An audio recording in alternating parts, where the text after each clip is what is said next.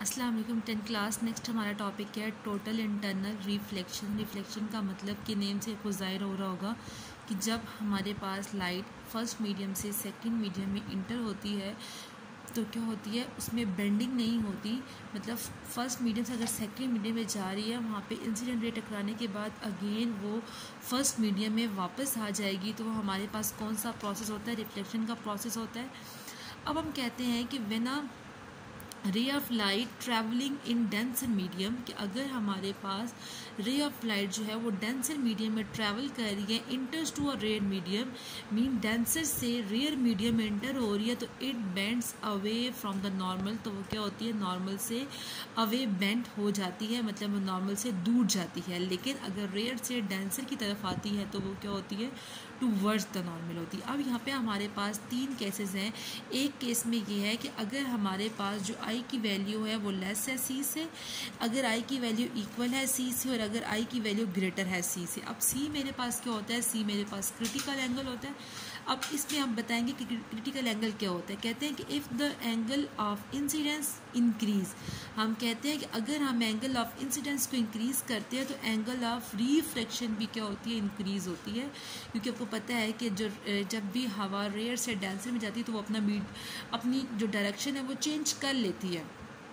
तो कहते हैं कि अगर हम एंगल ऑफ इंसिडेंस को इंक्रीज करेंगे तो एंगल ऑफ रिफ्रैक्शन भी क्या होगा? इंक्रीज होगा। फॉर एग्जांपल कैसे? कि हम कहते हैं कि जो हमारे पास डेंसर मीडियम है, ठीक है, डेंसर मीडियम, इसको हम क्या कहेंगे? Angle of incidence. क्योंकि हम डेंसर से किस मीडियम में जा रहे हैं? रेयर मीडियम में जा रहे हैं। हम डेंसर से किस मीडियम में जा रहे हैं? हम डेंसर से रेयर मीडियम में जा रहे हैं। और रेयर मीडियम मेरे पास क्या है? हवा है, एयर है। अब यहाँ पे कहते हैं कि अगर angle of incidence, for example मैंने एंगल ऑफ इंसिडेंस अगर मैंने 25 डिग्री लिया है फॉर एग्जांपल, अगर अब मेरे पास डेंसर मीडियम में अगर एंगल मेरे पास 25 डिग्री था, तो जब वो एयर में एंटर होगा तो वो क्या करेगा? क्योंकि हमारे पास हमें पता है कि जब भी जो लाइट है वो डेंसर से रेयर पे जाती है तो वो अवे फ्रॉम द नॉर्मल जो होती है वो उसकी डायरेक्शन हो जाती है। तो जब यहाँ पे मेरे पास इसकी डायरेक्शन 25 है, तो जब वो जाएगी एयर में, तो अब यहाँ पे 25, इट्स मीन वो इस तरफ बेंड हो जाएगी, इसकी तरफ bend, away from the normal bend होगी। ठीक है, ये डॉटेड लाइन नॉर्मल को शो कर रहा है। अगर मेरे पास 25 एंगल से जा रही है तो इट्स मीन यहाँ पे उसका एंगल कितना हो जाएगा? उससे ज़्यादा, क्योंकि वो अब यहाँ पे अगर 25 है तो 25 पे तो नहीं जाएगी, वो नॉर्मल से थोड़ा दूर आएगी। फिर सेम अगर मैं यहाँ पे लेती हूँ जो एंगल ऑफ इंसिडेंस है वो 30 लेती हूँ, जो डेंसर में है, जब अगेन वो जाएगा रेयर मीडियम में तो उसकी डायरेक्शन और ज़्यादा इस तरफ हो जाएगी। इट्स मीन अगर हम आई को जितना बढ़ाएंगे, यानी आई की वैल्यू, मतलब इसका मतलब है कि यहाँ पे आई की वैल्यू क्या हो रही है? लेस है, तो आर क्या हो रहा है? ग्रेटर है। तो हम ये भी कह सकते हैं कि जो आई लेस है सी से, या हम ये भी कह सकते हैं कि जो सी है वो ग्रेटर है किससे? आई से। अब यहाँ पे एक केस है विच इज, वो क्या है हमारे पास? क्रिटिकल एंगल है। क्रिटिकल एंगल मेरे पास कहते हैं कि अगर मेरे पास इंसिडेंट रे 45 बना, जैसे देखो हम यहाँ पे इंक्रीज, आई को इंक्रीज करते जा रहे हैं, आई को इंक्रीज करें तो हमारी आर में भी क्या हो रहा है? इंक्रीज हो रहा है। मतलब जिस तरह जो इंसिडेंट है वो इंक्रीज हो रही है तो आर भी क्या हो रहा है? इंक्रीज हो रहा है। अगर हम आर की बात करते हैं, ठीक है, अभी हम क्रिटिकल एंगल को छोड़ देते हैं। अब यहाँ पे अगर आई 45 है, देखो अब 90 पे तो 45 पे जाएगा नहीं, वो आहिस्ता से क्या होगा कि वो लाइन क्या हो? उस प्लेन के बिल्कुल, मतलब वो जो रिफ्लेक्शन, जो रिफ्लेक्टेड रे है वो हमारे नॉर्मल के साथ कौन सा एंगल बनाएगी? 90 के साथ। मतलब अगर हम यहाँ पे एंगल ऑफ इंसिडेंस को इंक्रीज करते जाते हैं तो हमारे पास जो रिफ्लेक्शन है, यानी रिफ्लेक्टेड रे है, वो इसके साथ हमारे पास कौन सा एंगल बनाएगी? वो हमारे पास इसके साथ 90 का एंगल बनाएगी। कौन सा एंगल बनाएगी? 90 का एंगल बनाएगी। अगर हमारे पास इंसिडेंट रे और रिफ्लेक्टेड रे के दरमियान एंगल 90 का आ जाता है तो वो हमारे पास कौन सा कहलाता है? वो हमारे पास क्रिटिकल एंगल कहलाता है।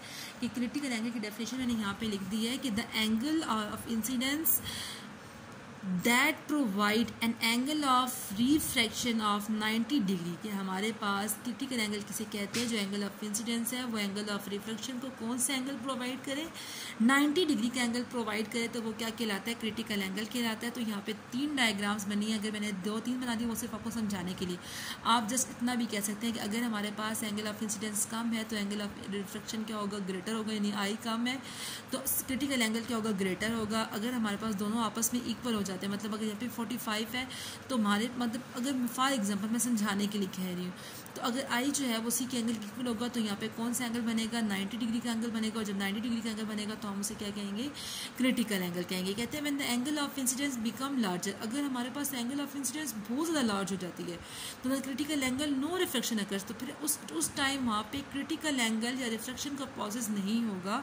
अगर हमारे पास आई की वैल्यू, जैसे यहाँ पे आई की वैल्यू बहुत ज़्यादा इंक्रीज़ है, बहुत ज़्यादा इंक्रीज़ है, तो अब क्या यहाँ पे जाने के बाद अगेन इधर जाएगी, नो, वो क्या होगी कि अगेन वो अपने फर्स्ट मीडियम में क्या आ जाएगी, वापस आ जाएगी। अगर हमारे पास एंगल ऑफ इंसिडेंस बहुत ज़्यादा इंक्रीज़ कर जाता है तो जो लाइट है वो अपने फर्स्ट मीडियम में जाने के बजाय वो अगेन से अपने सेकंड मीडियम में जाने के बजाय अगेन से वो फर्स्ट मीडियम में क्या आ जाएगी, वापस आ जाएगी। तो यही प्रोसेस हमने डेफिनेशन ये थी कि टोटल इंटरनल रिफ्लेक्शन क्या होता है कि अगर हमारे पास इंसिडेंट की वैल्यू इंक्रीज़ होती है, अगर हमारे पास इंसिडेंट की जो एंगल की वैल्यू जो है वो इंक्रीज़ हो रही है तो इट्स मीन जो एंगल ऑफ रिफ्लेक्शन है, यानी जो लाइट है वो सेकंड मीडियम में जाने के बजाय अगेन फर्स्ट मीडियम में वापस आ जाएगी। तो हम उसे क्या कहते हैं, रिफ्लेक्शन कहते हैं। तो इसमें भी उन्होंने यही कहा है कि when the angle of incidence become larger than the critical angle no reflection occur, तो वहाँ पे क्रिटिकल एंगल और रिफ्लेक्शन नहीं होगा। The entire light is reflected back into the denser medium, वो जो लाइट होगी होल लाइट वो अगेन डेंसर मीडियम में वापस आ जाएगी। This is known as a total internal reflection. यहाँ पे हमारे पास जस्ट यही प्रोसेस है कि अगर हमारे पास आई ग्रेटर होगा, अगर हमारे पास आई की वैल्यू लेस है तो क्रिटिकल एंगल भी क्या होना शुरू हो जाएगा, ग्रेटर होना शुरू हो जाएगा। लेकिन अगर हम आई की वैल्यू इतनी मतलब उसको और थोड़ा कम करते जाते हैं तो यहाँ से क्रिटिकल एंगल क्या होता जाएगा, बढ़ता जाएगा।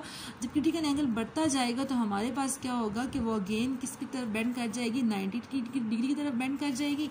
नेक्स्ट मेरे पास है कि अगर हमारे पास आई की वैल्यू इतनी इंक्रीज़ हो जाती है कि जो मीडियम है यानी जो लाइट है वो एयर में जाने के बजाय वो क्या हो जाएगी, वो अगेन फर्स्ट मीडियम में वापस आ जाएगी। तो ये हमारे पास क्या टोटल इंटरनल रिफ्लेक्शन है। अगर इस पूरे टॉपिक में अगर आपको कहीं हुआ तो हम उससे डिस्कस कर सकते हैं। ओके क्लास, अल्लाह हाफिज़।